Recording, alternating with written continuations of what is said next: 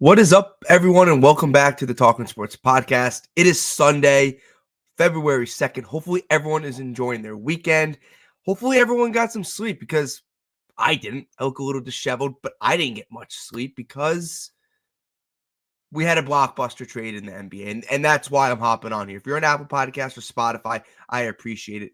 If you are on YouTube, drop a like, comment, subscribe. Let me know what you guys think about this. My hair's not even done. Like we're just going. We're talking about this trade because it's a blockbuster. If you guys live under a rock or you went to sleep at a reasonable hour, because I did not. It's like 12:15, 12:20. I'm still laying in bed on my phone, and all of a sudden I get popped up on my phone notification. Luka Doncic traded to the Lakers. I scrubbed my eyes and was like, oh, this is probably fake. I go to Twitter. Everyone's saying it's fake. No one believes it. Well, it's not fake, guys. Luka Doncic has been traded to the Los Angeles Lakers. Anthony Davis has been traded to the Dallas Mavericks. One of the more crazy, iconic trades I've ever seen in my life when it comes to the NBA, when it comes to sports. I can't remember this big of a blockbuster, or I've seen big trades, right? Like AD was traded from the Pelicans to the Lakers. Like that happens, right? Kyrie was traded. Like this stuff happens in sports, but not to the magnitude of this. Luka Doncic is a 25-year-old superstar. The Dallas Mavericks made the NBA Finals last year. They made the NBA Finals last year. I know Doncic's been out a little while with a calf injury. AD's injured. But then now the Lakers kind of fixed their timetable, right? They're now under the Luka Doncic timetable. They're not under the LeBron James timetable anymore. They were, but now they're not, because all of a sudden LeBron James is not the best player on the Los Angeles Lakers when healthy. Luka Doncic is the best player on the Lakers when they're healthy. So this changes the timetable. Does LeBron stay around? Does he not? Do they trade him? Do they build around Luka? It's a crazy thing, and we're not going to get into that now because I want to talk about the trade. So I'm bringing this.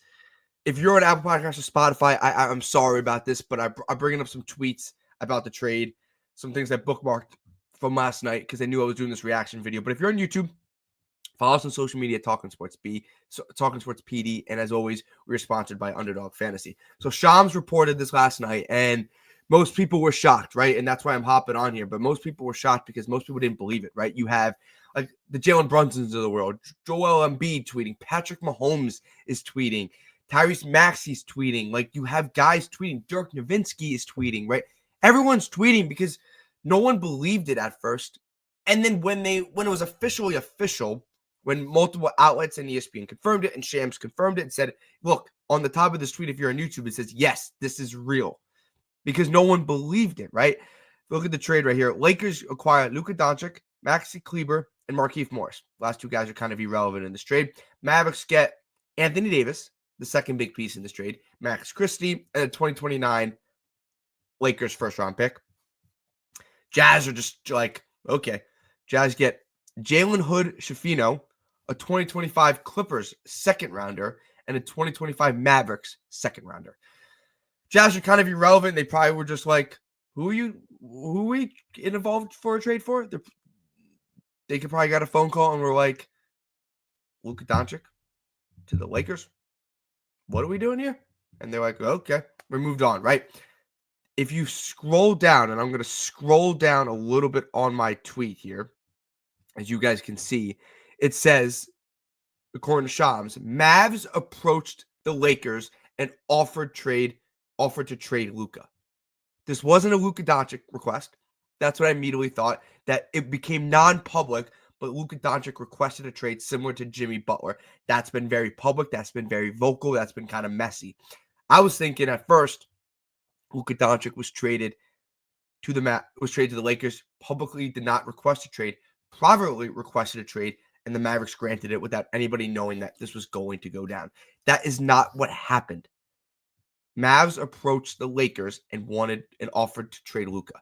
And this is the main reason behind it. If you can see on my screen, Tim McManaman of ESPN said the Mavs had major concerns about moving forward with Luka Doncic due to his constant conditioning issues and the looming commitment of another Supermax contract extension this summer. So look, Luka's been out since Christmas with a calf injury, right? There's been reports about him being potentially out of shape. They don't like his conditioning. They don't like the commitment to basketball that he has, right?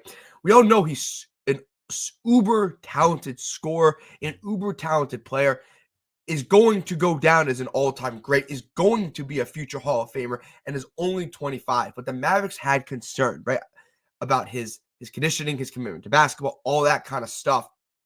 And then you add on top the looming potential contract extension of a supermax that was going to be reportedly around $345 million, which is an absurd amount of money. You don't get that anymore with the Dallas Mavericks moving off of Luka Doncic. I'm not saying that's what they should have done, and this is a good trade. I'm just justifying the reasons behind it, and I'm reporting it to you guys. It's crazy, right? For the Lakers, when they got the call, they were like, yes, AD's been injured. He hasn't been able to take that 1A step. Like when they traded for AD, the plan for me as a non-Lakers fan was thinking, okay, LeBron James is pushing towards the end of his career. Like he's still great, but he can't carry a team like he used to 5 years ago, which is true. And that's why they haven't had success outside of the bubble for the most part in the playoffs, right? Or consistent success. The plan was for AD to be the 1, LeBron to be the 2. That never happened. That has never happened once after the Lakers got AD. AD's been good, but he's been injured. He hasn't been able to take the 1 role, and it's still LeBron. This changes it because of who Luka Doncic is and what he is as a player. He becomes the 1, and LeBron becomes the 2 if LeBron sticks around. I know there's a little bit of kind of buzz that is this time, are they going to move off LeBron? Excuse me. Are they going to move off LeBron and make this Luka Doncic's team? I don't know. I bet you they just let LeBron kind of ride out, and then they build around Luka Doncic at age 25 for the Lakers. But the Lakers got their next superstar. They've had Kobe. They've had Pau Gasol. They had LeBron James. Now they have Anthony Davis. Now they have Luka Doncic. They have their next superstar at age 25. This is a no-brainer trade for the Lakers.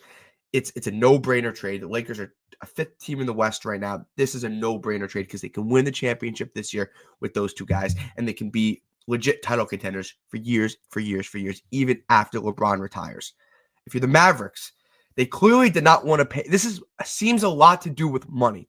They clearly did not want to give Luka Doncic that $345 million extension.